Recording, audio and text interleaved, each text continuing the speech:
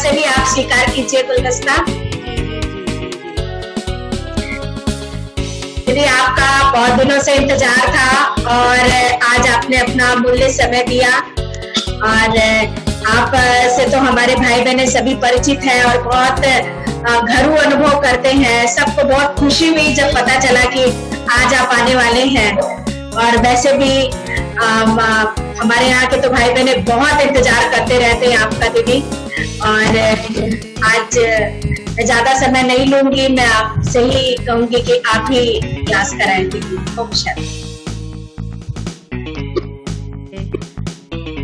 कहाँ के हैं? कोटा, झालावाड़, खंडवा और बूंदी की दीदी है, बूंदी की। अच्छा बूंदी। 4 सेंटर के हैं भाई बहने। बहुत अच्छी बात है कि आज देखो विशेष आप सबसे मिलना हो रहा है और मैं तो यही कहूंगी कि सूक्ष्म में आप सब मधुबन की इस पावन धरनी में पहुंच गए हैं। मैं आप सबको सूक्ष्म रूप में यहाँ देख रही हूँ, या तो ये कहूं कि मैं सूक्ष्म रूप में आपके पास पहुंच गई हूँ। ठीक है ना? तो सभी बहनों को, सभी सेंटर्स के, 4-5 सेंटर्स के बहनों को, भाई बहनों को, सभी को मधुबन से मम्मा डे की बहुत बहुत बधाइयां हो।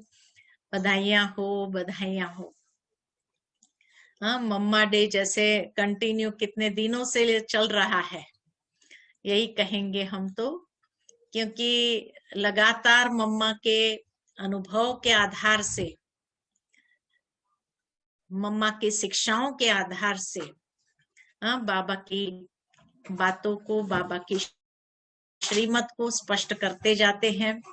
और बहुत खुशी हो रही है हमें कि भले संगम युग में साकार में हमने मम्मा बाबा को नहीं देखा, मैं समझती हूँ कि कोई भी ऐसा नहीं होगा आज के सभा में भी कि जिन्होंने साकार में मम्मा बाबा की पालना ली होगी, लेकिन हम सभी साकार रचना से भी पावरफुल रचना है। क्यों? क्योंकि हम बाबा के संकल्पों की रचना है। बाबा ने हम बच्चों को संकल्पों से आवाहन किया था और इसीलिए संकल्पों की रचना तो साकार रचना से पावरफुल ही है। तभी तो इतना जल्दी वृद्धि जिस तरह से हुई, तो बाबा ने संकल्पों से हम सभी का आवाहन किया था। तो इसीलिए आज इतनी वृद्धि को हम प्रैक्टिकल में देख रहे हैं, अनुभव कर रहे हैं कि बाबा के कितने बच्चे दिनों दिन बढ़ते जा रहे हैं। यहाँ तक कि लॉकडाउन होने के बाद भी कई भाई बहनों ने ऑनलाइन क्लास किया है, ऑनलाइन कोर्स किया है और उस कोर्स की भी वृद्धि कितनी अच्छी हुई है। और आप सभी बहनों ने कितनी मेहनत करके ऑनलाइन वालों को भी कितनी अच्छी पालना दी है ना? साइंस के साधन बाबा जैसे कहते हैं कि तुम बच्चों के लिए ही है, तो सचमुच हम बच्चों के लिए ही ये साइंस के साधन आज कितना काम आ रहे हैं, कितना कार्य कर रहे हैं और सभी को घर बैठे भी तृप्ति का अनुभव करा रहे हैं ना? ऐसा सभी सभी महसूस करते हैं ना कि ऐसा तृप्ति का अनुभव कर रहे हैं। बाकी आज विशेष यही कहूंगी कि मम्मा के जीवन चरित्र से कुछ बातें बताते हुए और बाबा के जीवन चरित्र की बातें और हम सभी के अपने जीवन के आधार में सबसे पावरफुल जो आधार है हम सबका, वो है निश्चय का फाउंडेशन। जैसे बाबा कहते हैं बच्चे निश्चय बुद्धि विजयंती, तो निश्चय का फाउंडेशन साकार ब्रह्मा बाबा का भी कितना पावरफुल रहा। अनेक परीक्षाएं आए भी, बाबा के सामने भी अनेक विघ्न भी आए, लेकिन कैसे निश्चय के आधार से उन सारे विघ्न को सहजता से पार किए। ठीक इसी तरह मम्मा के जीवन की भी बातें अगर सुने हम, तो मम्मा के जीवन में भी निश्चय बहुत अड़िग रहा, पावरफुल रहा और इसीलिए मम्मा जैसे एकदम स्थिर होकर के चलती रही। जरा भी हिलना डोलना मम्मा के जीवन में भी नहीं देखा, किसी भी तरीके से भी हलचल नहीं मम्मा के जीवन में आई। विघ्न अनेक आए, लेकिन विघ्न आने के बाद भी वो विघ्न जैसे मम्मा के सामने आते विघ्न शांत हो जाते थे, क्योंकि मम्मा का निश्चय का पावर इतना पावरफुल था। तो ब्राह्मण जीवन में अगर हम देखें तो ब्राह्मण जीवन के 4 फाउंडेशन हमें बहुत पक्के रखने हैं। ये 4 फाउंडेशन जितने हमारे पक्के होंगे उतना कभी भी कोई भी रीति से हम हिलेंगे नहीं। तो ब्राह्मण जीवन का 4 फाउंडेशन कौन सा है? क्योंकि आज अगर प्रैक्टिकली देखा जाए, जैसे कोई भी बिल्डिंग का भी नींव बहुत मजबूत होनी चाहिए, तो कितने भी तूफान आए तो वो नींव हिल नहीं सकती है, और वो मकान बाकी सब खत्म हो जाएगा चारों ओर, लेकिन वो मकान खड़ा रहता है। तो इसी तरह हम ब्राह्मण जीवन की नींव 4 बातों के आधार पर है। तो सबसे पहला जिसको माया हमेशा हिलाने का प्रयत्न करती है, तो पहला नंबर है निश्चय। बाबा हमेशा बच्चों को ये सावधान करते रहे कि बच्चे ध्यान रखना, क्योंकि माया हमेशा निश्चय के फाउंडेशन को ही हिलाने का प्रयत्न करती है। निश्चय में भी हम जानते हैं कि 4 प्रकार का निश्चय बाबा ने बताया हुआ है कि स्वयं में निश्चय, बाबा में निश्चय, परिवार में निश्चय और ड्रामा में निश्चय। तो ये चारों में निश्चय हमारा बहुत मजबूत पावरफुल, उस पर आते हैं। दूसरा फाउंडेशन हमारा है ज्ञान योग का फाउंडेशन। ज्ञान योग का फाउंडेशन भी बहुत मजबूत चाहिए, क्योंकि आने वाले समय के लिए यही कहेंगे कि ज्ञान योग में माया क्या करती है। सबसे पहले हमारा ज्ञान योग से ही कनेक्शन कट करती है, क्योंकि तभी वो हमारे निश्चय के फाउंडेशन को भी हिला सकती है। तो ज्ञान योग का फाउंडेशन भी हमारा बहुत मजबूत होना चाहिए। तीसरा फाउंडेशन है पवित्रता का फाउंडेशन। तो इसीलिए बाबा ने शुरू से कहा कि इस अपवित्र दुनिया के अंदर बाबा भी आते हैं पतितों को पावन बनाने। तो बाबा ने सबसे पहले हम बच्चों का पवित्रता का फाउंडेशन बहुत मजबूत किया, क्योंकि पवित्रता के फाउंडेशन से ही हमारे सामने कैसी भी माया की परीक्षा आएगी, लेकिन वो हमें हिला नहीं सकेगी। हाँ, थोड़ा भी अगर इम्प्योरिटी अंदर में आई तो नेचुरल है कि किसी न किसी रूप से अगर देखा जाएगा कि व्यक्ति हिल जाएगा अंदर से, क्योंकि चारों ओर वाइब्रेशन इम्प्योरिटी के है।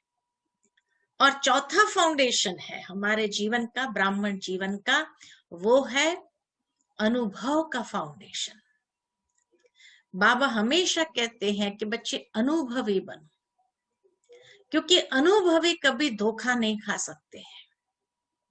अनुभवी नहीं होंगे तो संशय भी सहज आएगा, माया धोखा भी खिला देंगे हमें, और उससे हम जो है बहुत सहज रीति से नीचे आ जाएंगे। इसलिए ये 4 फाउंडेशन हमारे ब्राह्मण जीवन के हमें बहुत बहुत मजबूत करना है। उसमें जो सबसे पहले कहा निश्चय का फाउंडेशन, तो बाबा हमेशा हम बच्चों को बताते हैं कि बच्चे बाबा तो इंजन रहे, सारे पेपर तो सबसे पहले इंजन के पास आते हैं, उसके बाद डब्बों के पास जाते हैं। तो बाबा के इंजन, पिछले सप्ताह की मुरली, अव्यक्त मुरली भी हम सभी ने देखी सुनी, कि बाबा ने कहा कि ब्रह्मा बाबा का जो पहला कदम था, हिम्मत का कदम, तो कैसी कैसी परीक्षाएं आई बाबा के सामने, लेकिन बाबा एकदम निश्चिंत बेफिक्र बादशाह रहा। बेफिक्र बादशाह का मतलब हमें पुरुषार्थ में लापरवाह नहीं बनना है, पुरुषार्थ में अलबेलापन नहीं लाना है। या बेपरवाही नहीं लानी है, लेकिन जितना निश्चय बुद्धि होंगे उतना बाबा कहे कि तुम्हारे सामने कोई भी पेपर आए तो निश्चिंत। जैसे ब्रह्मा बाबा के सामने भी कोई एग्जाम्पल नहीं था, लेकिन जब पेपर आया, बेगरी पार्ट आया, तो बेगरी पार्ट में भी निश्चय का फाउंडेशन हिलना स्वाभाविक था। अगर बाबा को भी चिंता हो जाती थी, अरे 350 को खिलाना है और भंडारी में 4 आना भी नहीं है, और जो है क्या खिलाएंगे बच्चों को, तो शायद उस पेपर में फेल हो जाते थे। लेकिन जब अंदर में ये निश्चय कि मेरे बच्चे थोड़ी है, भगवान के बच्चे हैं, बाबा के बच्चे हैं, और बाबा के बच्चे हैं तो बाबा अपने आप प्रबंध करेगा उन सबको खिलाने का। ये था निश्चय। मुझे याद आता है कि कहा जाता है कि उन दिनों में ब्रिजेंद्रा दादी यहाँ रहती थी मधुबन में, तो ब्रिजेंद्रा दादी सारा संभालती थी। तो जब बाबा के पास वो आई कि बाबा भंडारी में 4 आना भी नहीं है और अनाज का दाना भी नहीं है और 350 बच्चों को खिलाना है, तो बाबा ने उसको कहा 10 बजे आना बच्ची, 10 बजे आना। ब्रिजेंद्रा दादी सोच में पड़ गई, अभी कुछ नहीं है तो 10 बजे बाबा कहाँ से निकालेगा। लेकिन ठीक 10 बजने में 5 मिनट पहले पहुंच गई। तो जैसे ही 5 मिनट पहले पहुंच गई तो बाबा ने घड़ी की और देखा, अच्छा बच्ची 5 मिनट जल्दी आई हो, कोई बात नहीं, बैठ जाओ। बिठा दिया, है ना।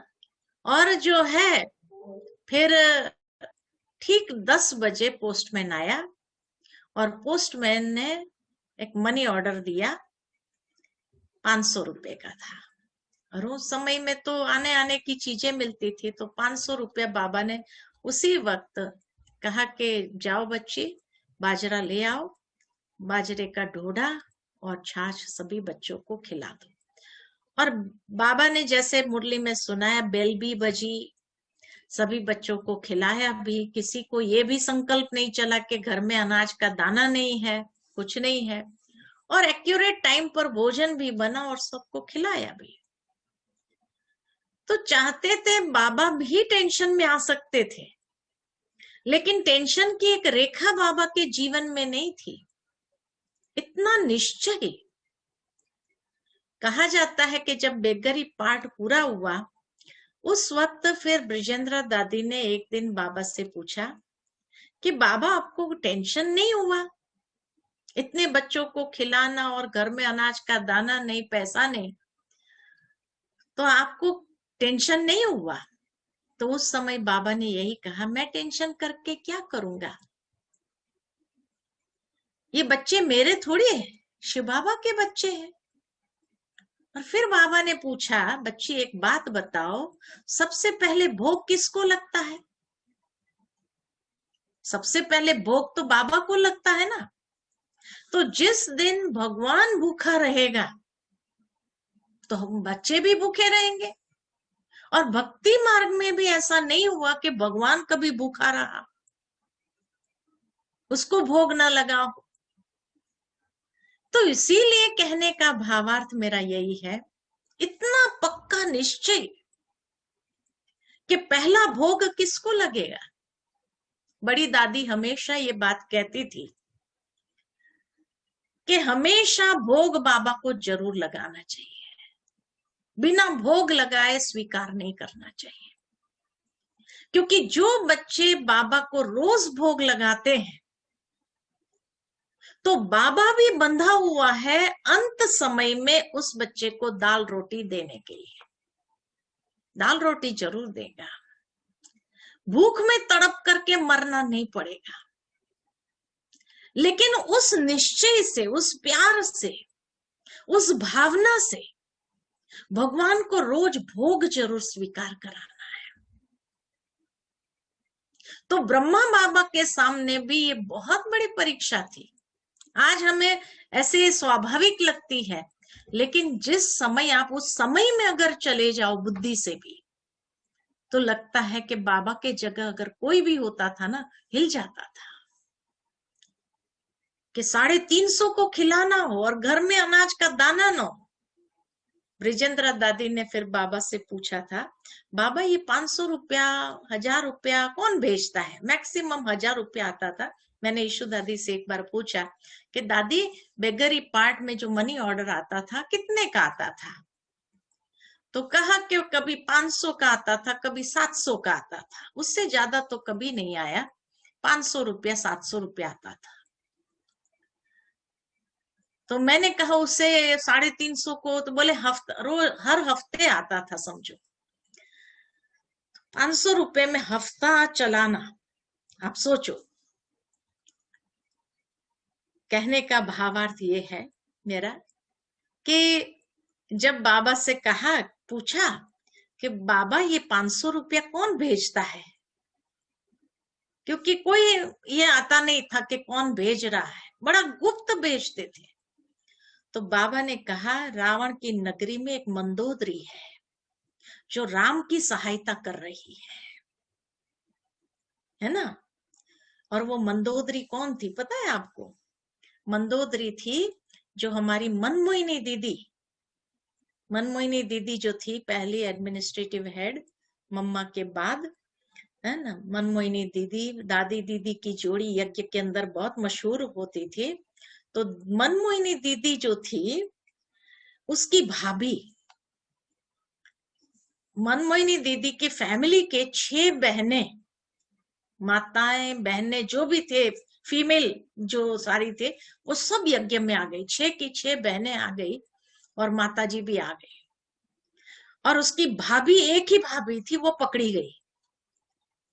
तो जब एक भाभी पकड़ी गई वहां पर, तो उसको छोड़ा नहीं।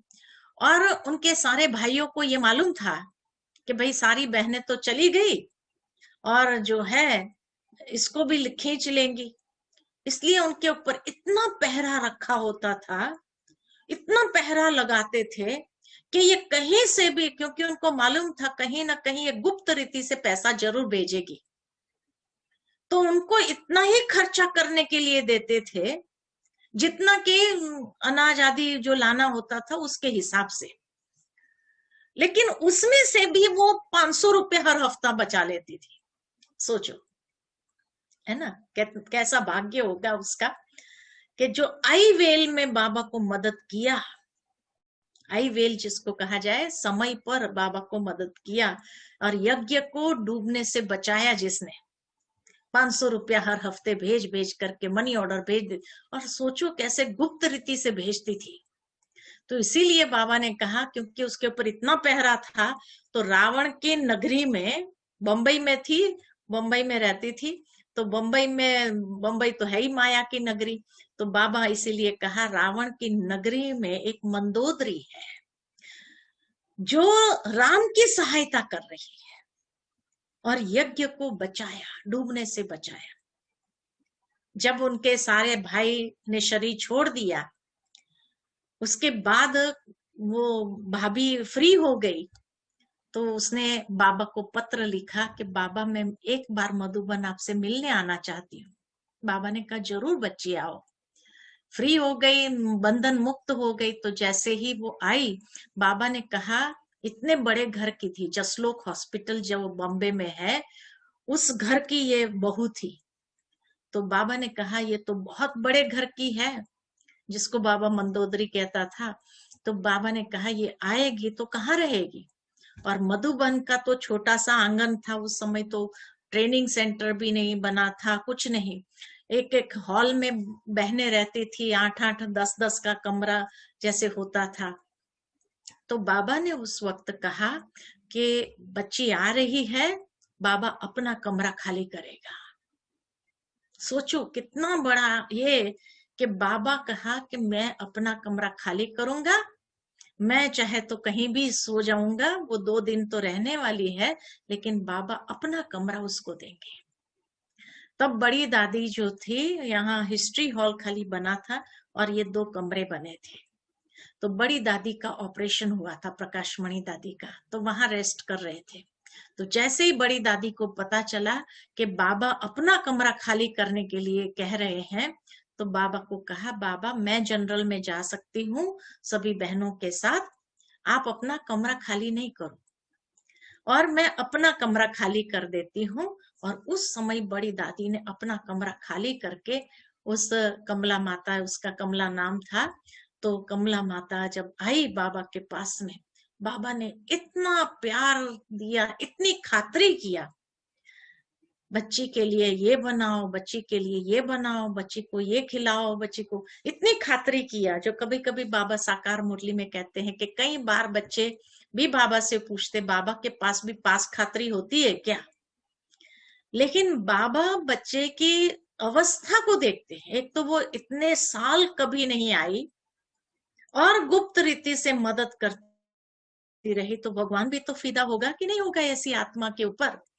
तो सोचो कि बाबा इतना प्यार दिया उस आत्मा को, भरपूर कर दिया। एक ही बार आ सकी, उसके बाद तो उसने भी शरीर छोड़ दिया, लेकिन एक बार में जैसे कि इतने सालों का उसको जैसे पालना दिया, प्यार दिया, उसकी परवरिश किया, हर रीति से उसको भरपूर कर दिया।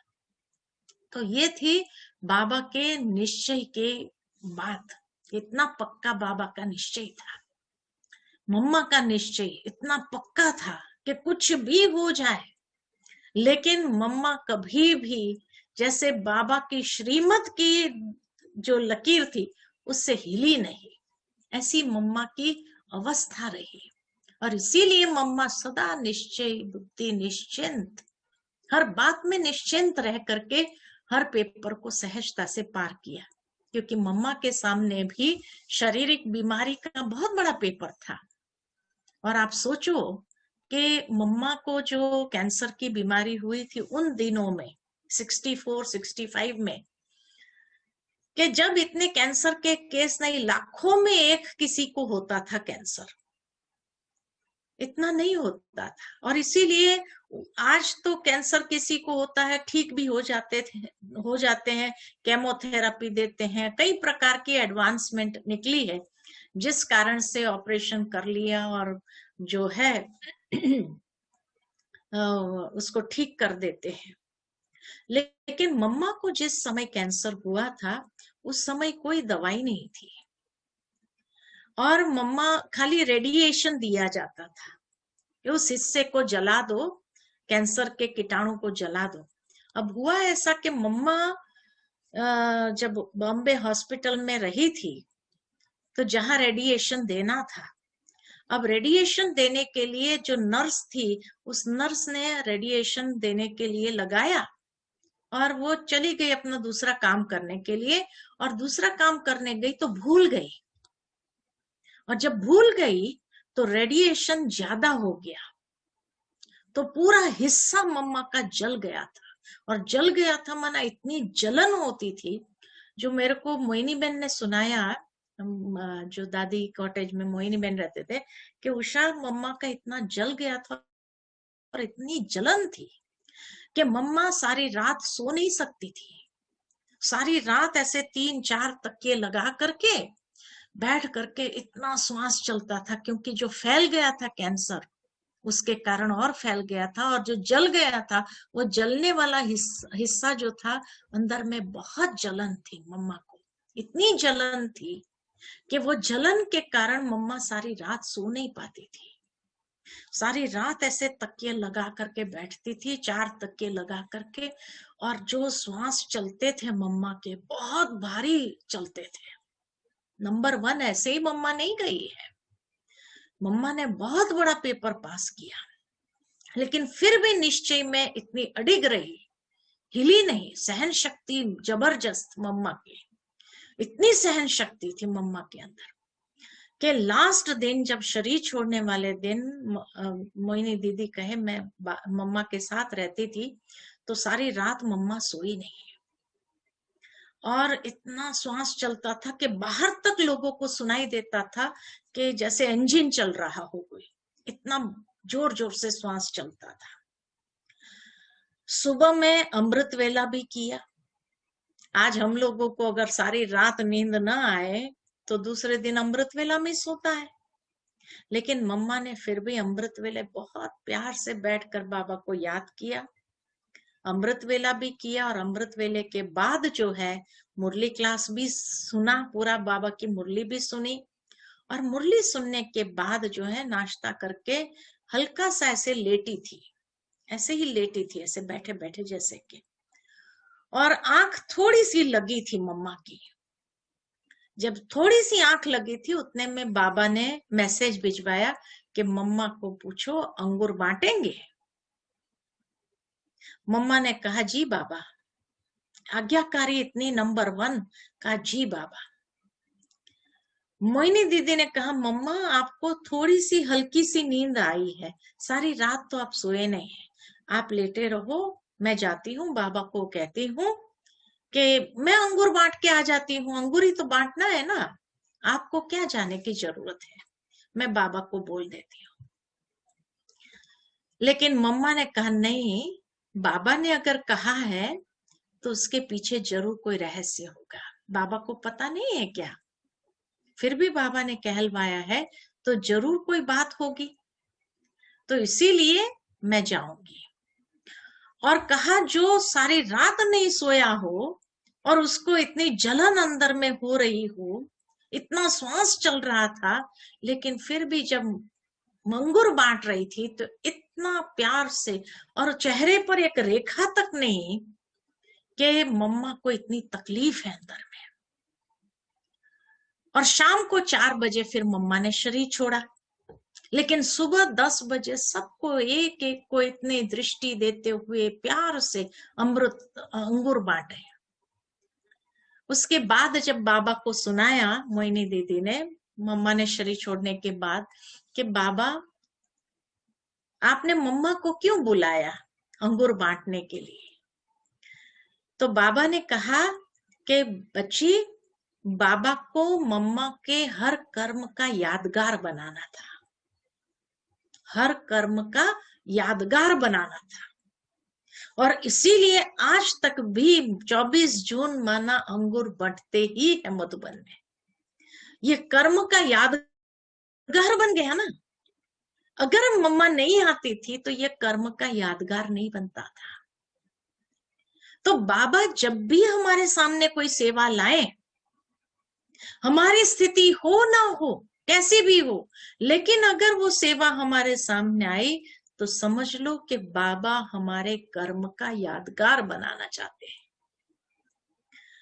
और जब बाबा हमारे कर्म या ड्रामा हमारे कर्म का यादगार बनाना चाहते हैं तो आपके अंदर वही उमंग उत्साह आ जाएगा, खुशी आ जाएंगी, वो दर्द आपको फील होने नहीं देगा, और निश्चय बुद्धि होकर के आप हर कर्म बहुत प्यार से करेंगे। इसको कहते हैं निश्चय। दूसरी बात, वैसे तो निश्चय की परिभाषा, चारों बात की निश्चय की परिभाषा अगर हम लेते तो बहुत गहराई है उसके अंदर, लेकिन समय की सीमा को देखते हुए दूसरा जो कहा कि फाउंडेशन है ज्ञान योग का फाउंडेशन, क्योंकि माया जो है सबसे पहले हमारा कनेक्शन ज्ञान योग से ही तोड़ती है। इसलिए बाबा कहते बच्चे मुरली कभी मिस नहीं करना है, कुछ भी हो जाए मुरली कभी भी मिस नहीं करना है, योग अमृत वेला योग कभी भी मिस नहीं करना है। क्यों बाबा ने ये बच्चों को जो मर्यादा दी है या ये जो दिनचर्या दी है, इस दिनचर्या के पीछे भी बाबा का बहुत बड़ा भाव है। कई बार कई लोग सोचते हैं अरे बाबा क्यों सवेरे सवेरे उठने की तकलीफ देते हैं, उसे तो थोड़ा लेट जाए ना, सो जाए फिर बाद में उठे। बाबा तकलीफ कभी नहीं देता है बच्चों को, लेकिन बाबा जानता है कि सवेरे सवेरे जो समय है वो वरदानी समय है, तो बच्चों को भरपूर करना है वरदानों से, क्योंकि अगर सवेरे के समय वरदानों से भरपूर हो गए तो दिन भर में कोई भी बात आएगी, वो बातें हमें हिला नहीं सकती है, क्योंकि ज्ञान योग का फाउंडेशन हमारा बहुत मजबूत है। इसीलिए बाबा कहे कि ये जो फाउंडेशन है इसको पक्का करना है, क्योंकि अंतिम दाव जब माया चलेगी तो अंतिम दाव ये चारों फाउंडेशन को हिलाने का ही काम करेगी, ताकि बिल्डिंग पूरी गिर जाए। किसी का भी जीवन रूपी बिल्डिंग, ये ब्राह्मण जीवन रूपी बिल्डिंग गिर जाए, उसके ही प्रति माया की विशेष कोशिश रहती है। तो इसीलिए बाबा जानी जाननहार आने वाले समय को जानते हैं, और जब आने वाले समय को अच्छी तरह से जानते हैं तो बाबा जानते हैं कि यही आधार बच्चों को अंदर से शक्ति प्रदान करेगा, है ना, सकाश भरेगा अंदर में। ये ज्ञान योग की पावर जो है बहुत अद्भुत पावर है। इसीलिए बाबा कई बार कहते हैं कि अंतिम दृश्य को देखने के लिए भी त्रिकालदर्शी स्थिति में स्थित होना पड़ेगा, या साक्षीपन की अवस्था में स्थित होकर के देखना पड़ेगा, नहीं तो हिल जाएंगे अंदर से। तो इसीलिए ये ज्ञान योग हमें मजबूती देती है, शक्ति देती है। हमारी परिपक्वता जो है और दृश्य को देखने की, ये परिपक्वता ज्ञान योग से ही आएगी।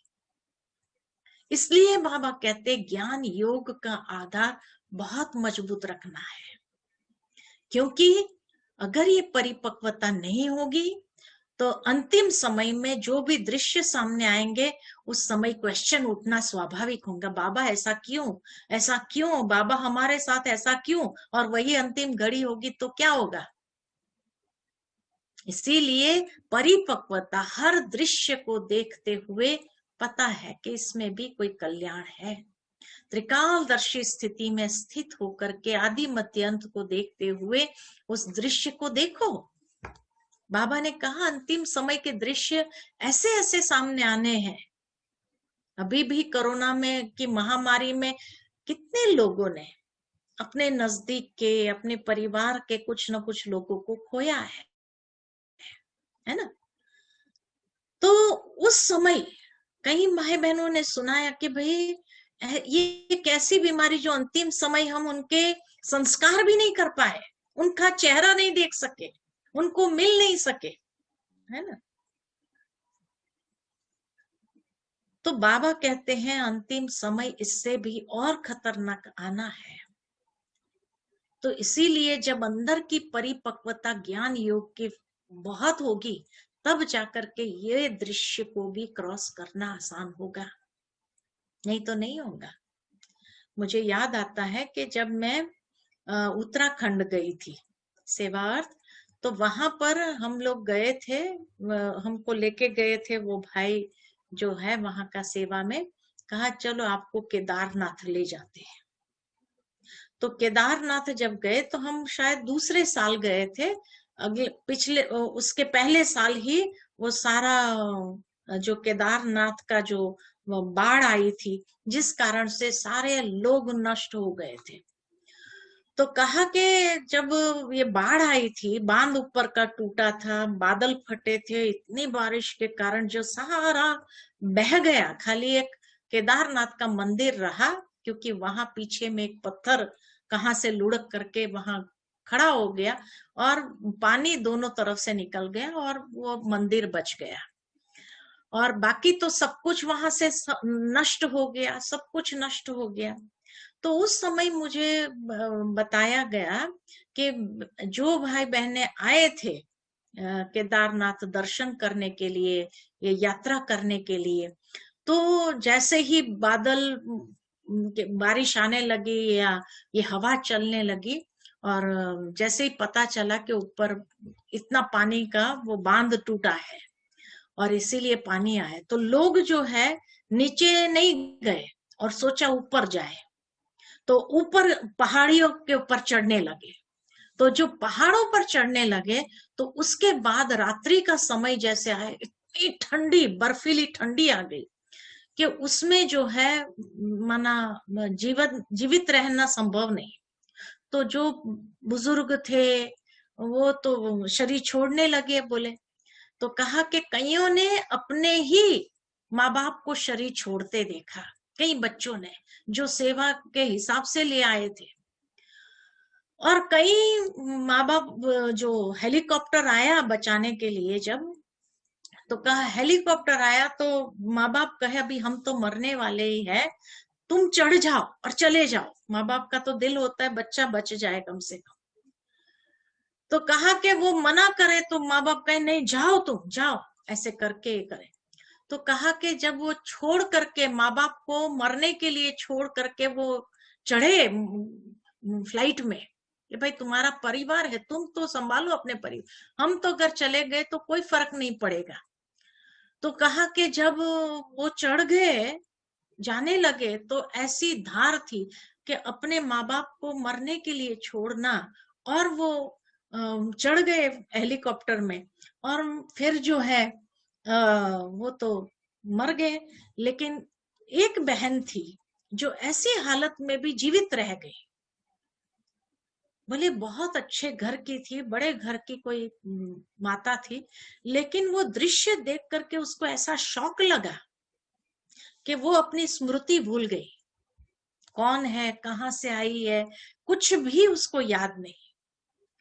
और क्योंकि बहुत दिनों से खाना नहीं मिला था इन लोगों को, तो सारे भिखारियों के साथ वो माता भी बैठ के भीख मांग रही थी।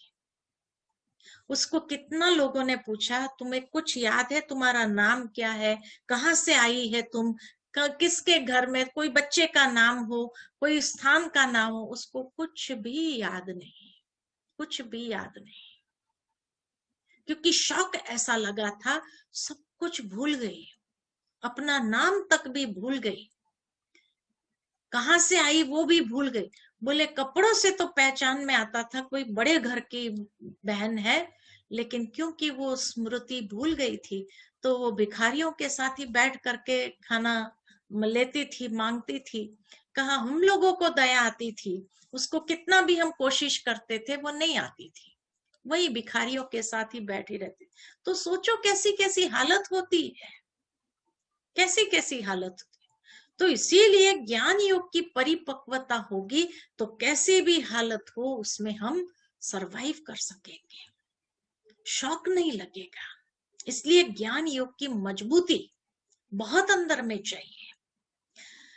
तीसरा फाउंडेशन जो कहा पवित्रता का फाउंडेशन, पवित्रता के फाउंडेशन के ऊपर तो बाबा ने कई बार कई मुरलियां चलाई है कि क्यों बाबा हम बच्चों को कहते हैं कि बच्चे इस अंतिम जन्म में पवित्र बनो, क्योंकि पवित्र बनेंगे तो योगी बन सकेंगे,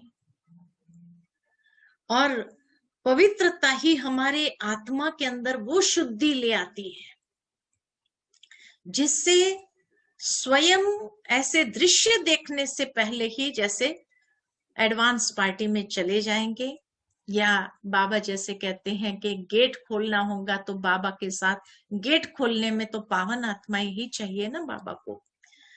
तो इसीलिए आत्म शुद्धि जिसने की है पवित्रता के बल से, वो हर रीति से कभी भी दुख दर्द की दुनिया में रहते हुए दुख दर्द का अनुभव नहीं करेंगे। ये पवित्रता की शक्ति का पावर है, पावनता का पावर है। तो इसीलिए बाबा हम बच्चों को कहते हैं बच्चे ये पवित्रता का फाउंडेशन सूक्ष्म में भी, अब तक तो साकार मुरली में बाबा कहते थे कर्म तक ना हो तो चलेगा, संकल्पों में अगर तूफान आ भी गया तो चलेगा, लेकिन जो बाबा की अव्यक्त मुरलियां हैं, इन अव्यक्त मुरलियों में हम सभी ने सुना है कि बाबा कहते हैं कि अभी सूक्ष्म में मनसा में भी कोई भी प्रकार की इम्प्योरिटी आना ये भी पाप है, पाप के खाते में जाएंगे। और अंतिम समय ये पवित्रता ही हमारे पुण्य का खाता, जमा का खाता बढ़ाता है।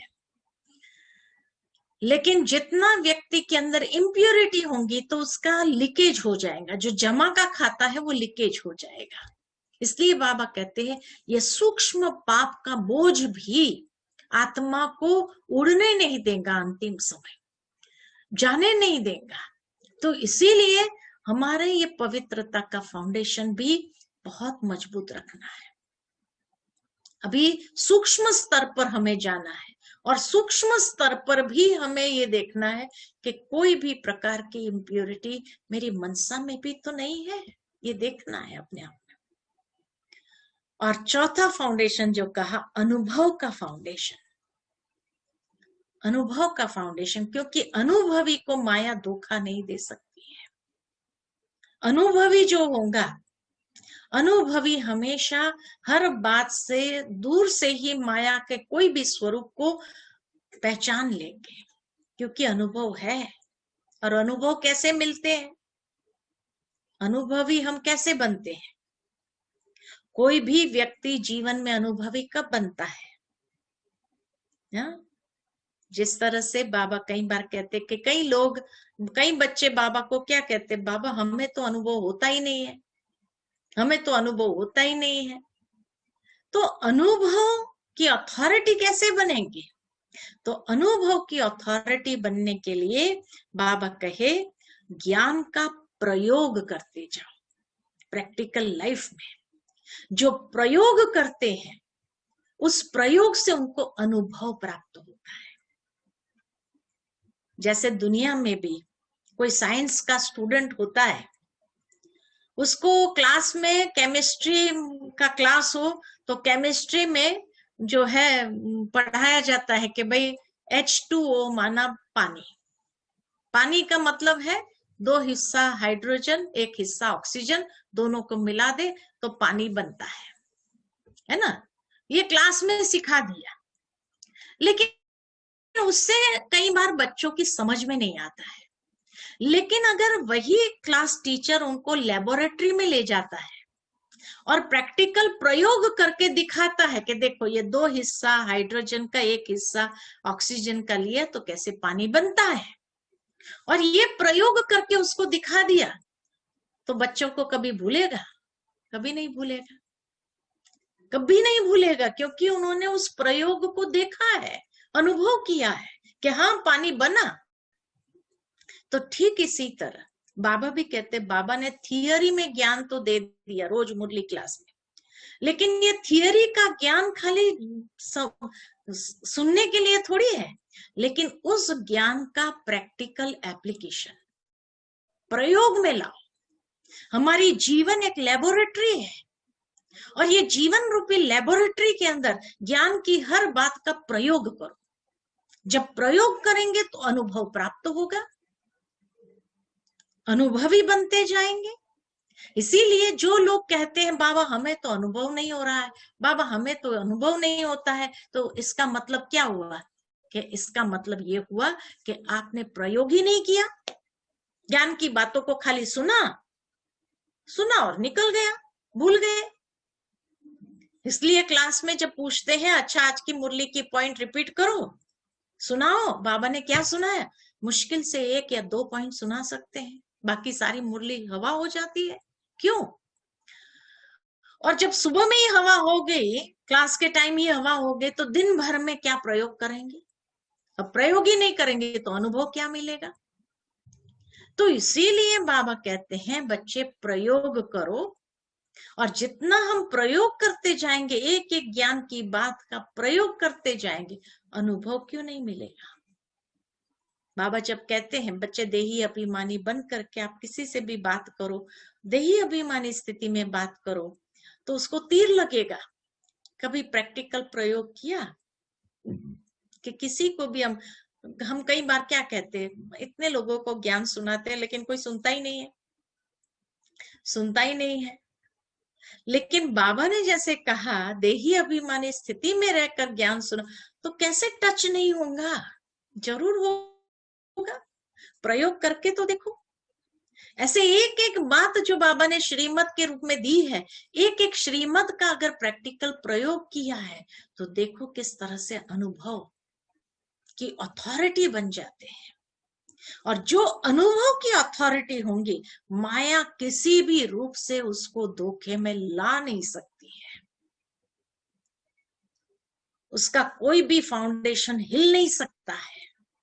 तो इसीलिए ब्राह्मण जीवन में ये 4 जो मुख्य फाउंडेशन है, इस चारों फाउंडेशन को इतना मजबूत करना है, क्योंकि जैसे जैसे समय अभी इतना तीव्र गति पकड़ चुका है और इतना तीव्र गति से आगे बढ़ रहा है, अगर अगर हमारा ये फाउंडेशन में कोई भी एक फाउंडेशन भी हमारा कमजोर होगा तो क्या होगा, हिल जाएंगे।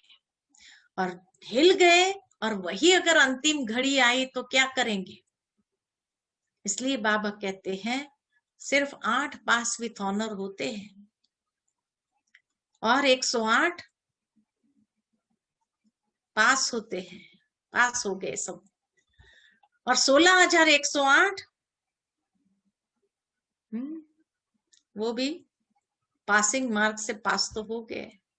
उसके बाद के नंबर नहीं बताए बाबा ने। कहा कि हाँ अगर ज्यादा होंगे 108 में भी तो बाबा लड़ियां लगा देगा, हाँ?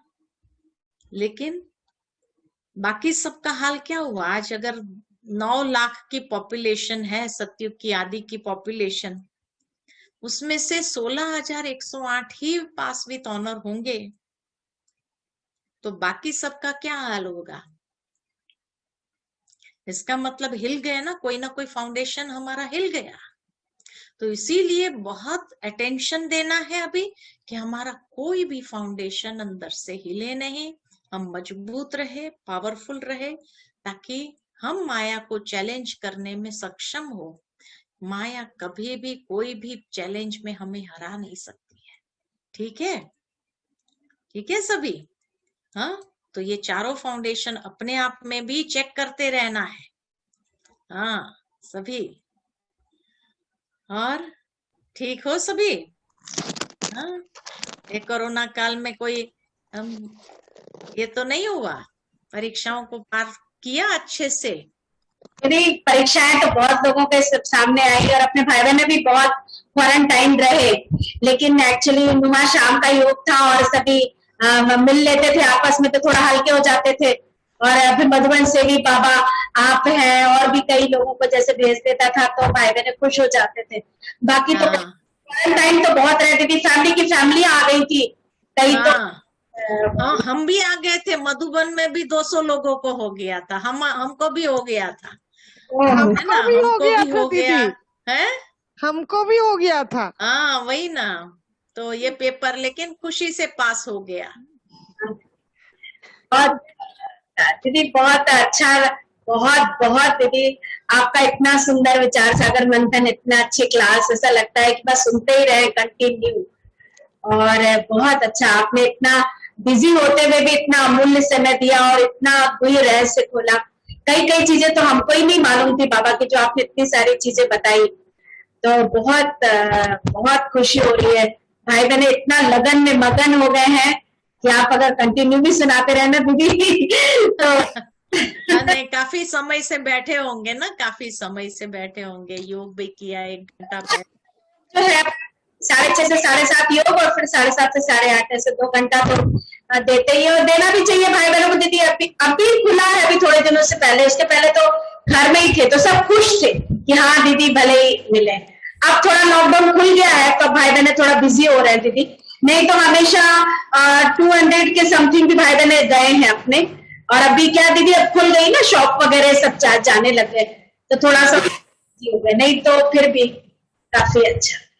जी जी, बहुत अच्छा दीदी, बहुत बहुत धन्यवाद आपको, हम सभी को इतना भरपूर किया कि आपने अच्छा चांस दिया सभी भाई बहनों से मिलने का, सभी के साथ सन्मुख में रूबरू होने का चांस मिला, ये बहुत अच्छा लगा। नहीं, बहुत अच्छा लगता है दीदी, शाम को तो ऐसी क्लासेस हो जाती है, आप सभी से महान मिलना हो जाता है, कोई ना कोई महान फरिश्ते प्रकट होते हैं।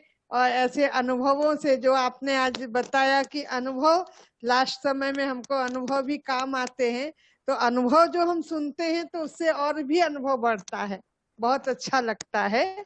बहुत बहुत धन्यवाद दीदी, बहुत बहुत थैंक। बहुत बहुत थैंक। आप ठीक है दीदी? हाँ एकदम बढ़िया, अभी एकदम बढ़िया हो गए। जी दीदी, बाबा को याद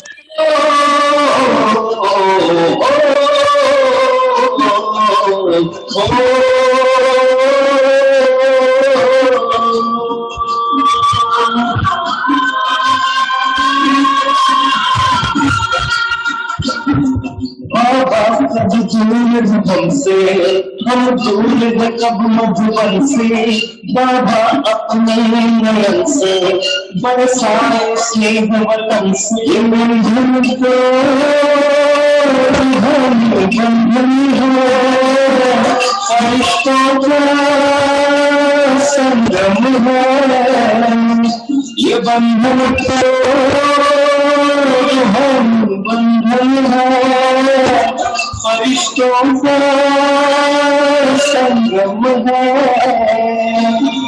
बाबा सब दूर है हमसे, हम दूर हैं कब मधुबन से, बाबा अपने नयन से बरसाए स्नेह वतन से। बंधन को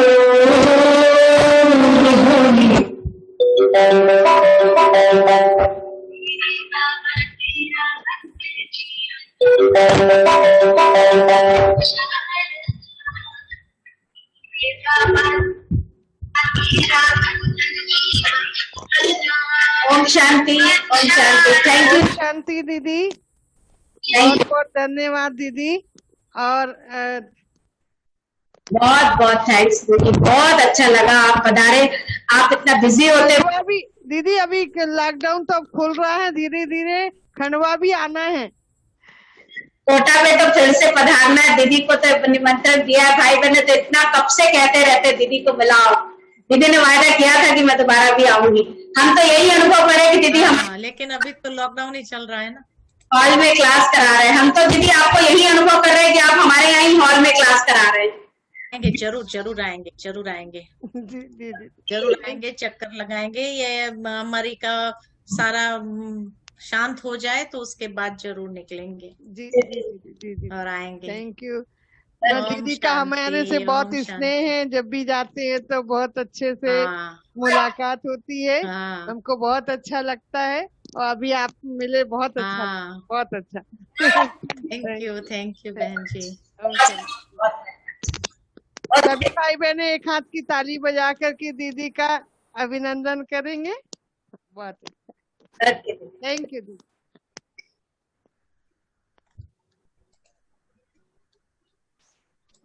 सभी भाई बहनों को भी बहुत बहुत थैंक्स। आपने हमारी दीदी को बहुत प्यार से सुना, बहुत मीठे से, और बहुत मैं देख रही थी सब लगन में मगन होकर के सुन रहे थे। तो इसीलिए आप सभी का भी बहुत बहुत थैंक्स। आपके चेहरे में खुशियां आ जाएं, हमको और कुछ नहीं चाहिए। भाई बहन सब खुश रहें, तंदुरुस्त रहें, और अपना जो पुरुषार्थ है वो बहुत तीव्र करें। बाबा इसीलिए मधुबन से ऐसे महारथियों को कहें, देवताओं को कहें, फरिश्तों को कहें, वो हम बच्चों के लिए भेजता है। और हम बच्चे बहुत बहुत भाग्यशाली हैं जो बाबा ने मधुबन से भेजा। तो इसीलिए बाबा के साथ साथ आप सभी को भी, और जो भी फरिश्ते हैं, देवताएं हैं, मधुबन घर से दीदियों को, सबको बहुत बहुत तहे दिल से थैंक्स है। बाकी भाई बहने जुड़े रहते हैं, सहयोग देते हैं, तो हमको भी उमंग उत्साह बना रहता है।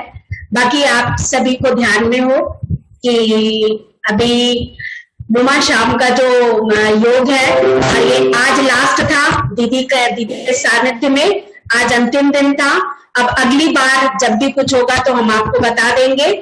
बाकी अभी बहुत अच्छा लगा दीदी के सानिध्य में। ये आज समझो कि आज की जो सभा है उसका, ये जो इतने दिनों की सभा चली, वो दीदी के सानिध्य में समापन हुआ। बाबा ने देखो कितनी अच्छी, कितनी महान मधुबन से फरिश्ते देवी। मैं तो दीदी को हमेशा फरिश्ते जैसा ही देखती हूँ, फरिश्ते जैसा दीदी उड़ते रहते हैं।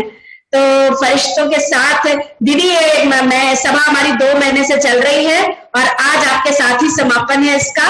अब अगली बार अभी तो नहीं होगा, फिर जब भी होगा तो वो हम भाई बहनों को बता देंगे।